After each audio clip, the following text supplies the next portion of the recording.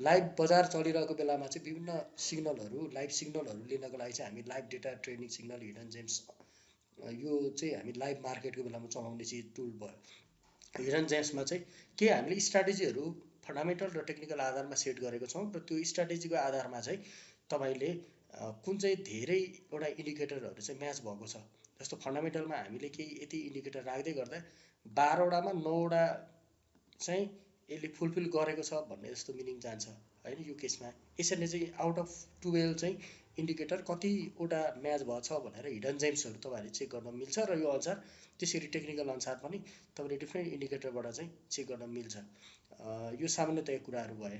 अब जेनरल रिपोर्ट्समा चाहिँ हामीले लक इन पिरियडहरू लक इन सकिन लागेको पिरियड छ कि छैन, यदि छ भने अब प्रमोटर सेयरहरू चाहिँ पब्लिक हुन लागिरहेको हुन्छ होइन, त्यो त्यति बेला चाहिँ हामीले एकदमै विचार गरेर लगानी गर्नुपर्ने हुन्छ। त्यो ध्यान दिनको लागि लक इन पिरियड भन्ने हेर्न सक्नुहुन्छ। नजिकै आएको छ भने हामी अलिक सजग भएर लगानी गर्नु ठिक हुन्छ, किनभने प्रमोटर सेयरहरू चाहिँ पब्लिकमा कन्भर्ट भइरहेको हुन्छ। त्यसरी मार्केट क्यापिटलाइजेसनको कुराहरू छ होइन। मार्केट क्यापिटलाइजेसनको पार्टमा चाहिँ नर्मल मार्केट क्यापिटलाइजेसन कति हो, टोटल सेयर कति चाहिँ पब्लिक छ, त्यसमा मार्केट क्यापिटलाइजेसन त्यसले कति गरिरहेछ होइन। र एउटा चाहिँ सुरुमा 100 रुपियाँको भ्यालुबाट चाहिँ कति क्यापिटलाइजेसन भइरहेछ र अर्को चाहिँ मार्केट बढ्दै जाँदाखेरि चाहिँ त्यसको भ्यालु कति पुगेर त्यसले क्यापिटलाइजेसन गरिरहेछ भन्ने टाइपको कुराहरू चाहिँ तपाईँले यहाँबाट चाहिँ यसरी हेर्न सक्नुहुनेछ मार्केट क्यापिटलाइजेसन कुरामा। अब ब्रोकर होल्डिङसँग सम्बन्धित कुराहरू चाहिँ तपाईँले यो ब्रोकर होल्डिङ भन्ने सेक्सनमा गएर हेर्न सक्नुहुनेछ। जस्तो यो बारबाट चाहिँ के हुन्छ भने यो हरियो बार ठुलो देखिनु होइन, यो रातो भन्दा हरियो ठुलो देखिरहेछ। जस्तो बाइङ भोल्युम 93,000 किता छ अनि सेलिङ भोल्युम चाहिँ 21,000 किता छ यसमा होइन। भनेपछि यो चाहिँ बाहिर सेलको प्रोपोर्सन हो, सेल गरेको छ भने रातो लाग्छ, बाई छ भने चाहिँ हरियो लागेको हुन्छ। यहाँबाट तपाईँले कम्पेरिटिभ पनि हेर्न सक्नुहुन्छ अथवा कुनै पार्टिकुलर एउटा सिम्बलको हेर्छु भनेर पनि तपाईँले हेर्न सक्नुहुनेछ।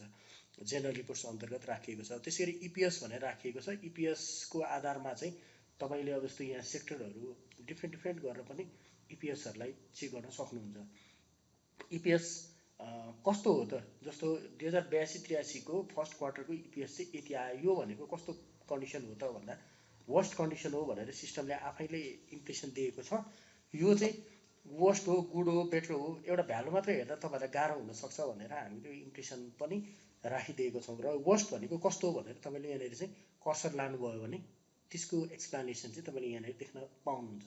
जस्तै इपिएस भनेको के हो र कति हेर्नुपर्छ, के अरे किन हेर्नुपर्छ भन्ने कुराहरू चाहिँ तपाईँले यहाँनिर लगेर कर्सर लानुभयो भने यहाँनिर तपाईँले पढ्न सक्नुहुन्छ नेपालीमै। त्यसै गरी हरेक टेबलमा हरेक ठाउँमा चाहिँ तपाईँले चाहिँ यो कुराहरू चाहिँ हेर्न र पढ्न सक्नुहुन्छ। यसरी कर्सर माथिपट्टि लगेर यो चाहिँ प्रफिट मार्जिनको कुराहरू भए होइन। त्यसै गरी चाहिँ अब पब्लिक सेयरहरूका कुराहरू छन्। यो जेनरल रिपोर्ट्समा चाहिँ तपाईँले यो कुराहरू हेर्न सक्नुहुन्छ।